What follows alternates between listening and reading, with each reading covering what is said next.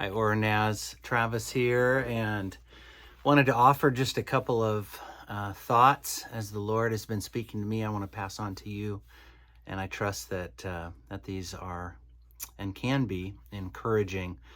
As in Psalm 127, I kind of skipped around. I was in the 80s, but I felt like I wanted to hop to 127 this morning. It says this: unless the Lord builds the house, its builders labor in vain. Unless the Lord watches over the city, the guards stand watch in vain.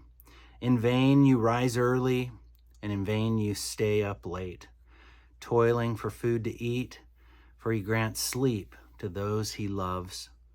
Children are a heritage from the Lord, offspring a reward from him. Like arrows in the hand of a warrior are children born in one's youth. Blessed is the man whose quiver is full of them. They will not be put to shame when they contend with their opponents in court. I want to just share briefly about the idea of rest. Often you will hear that we are made for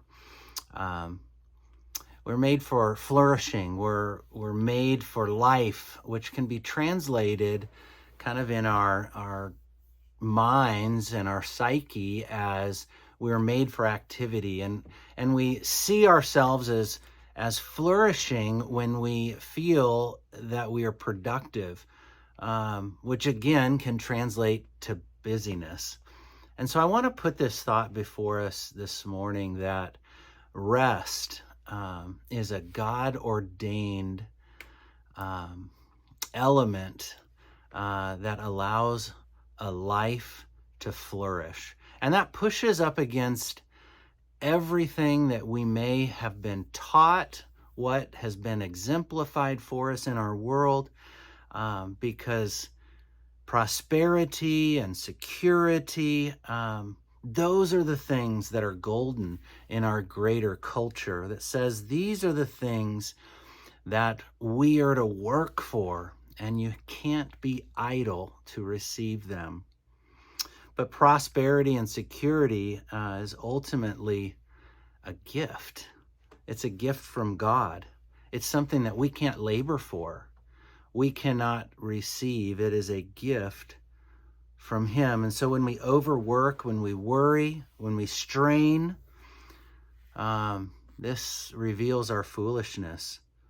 This reveals actually even our lack of faith in who God already is.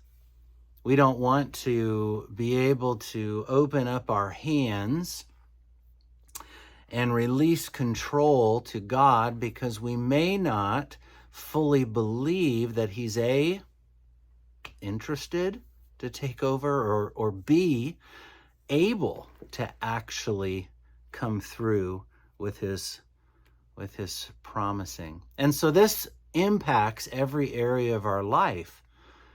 I've raised and continue to raise 3 girls. I'm a girl dad to all you girl dads out there. Girl dad unite.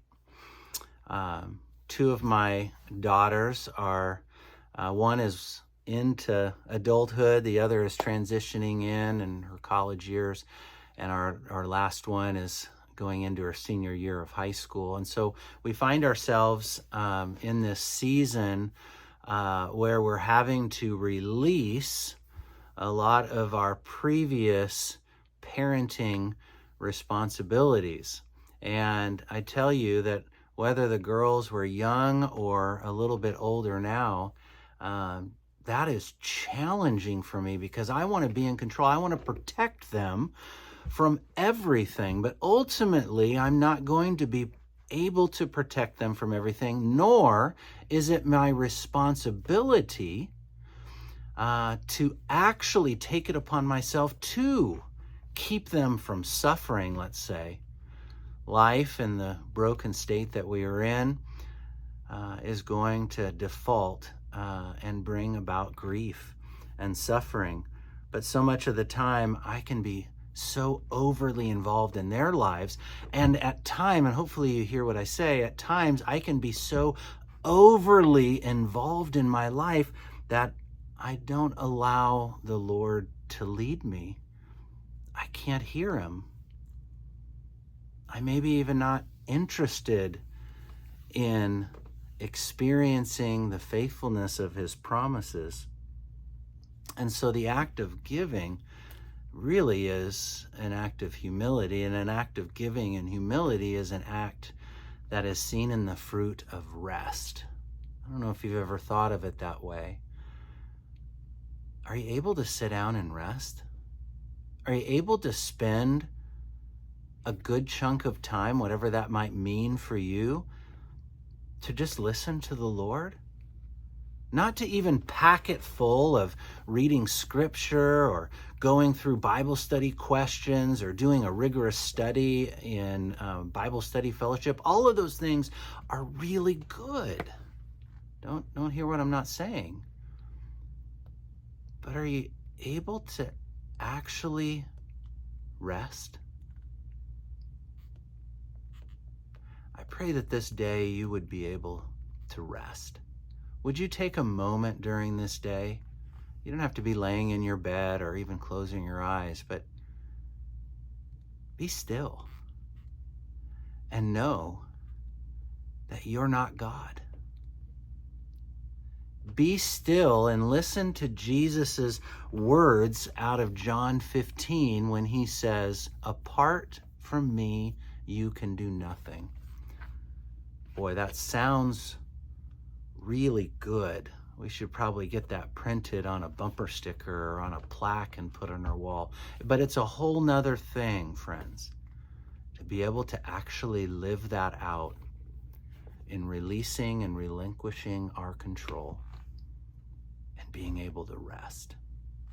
May you rest this day, because this is the day that the Lord holds. He is in charge of. And he loves you, and he holds you. Take a moment right now and breathe, rest, and your faith will expand.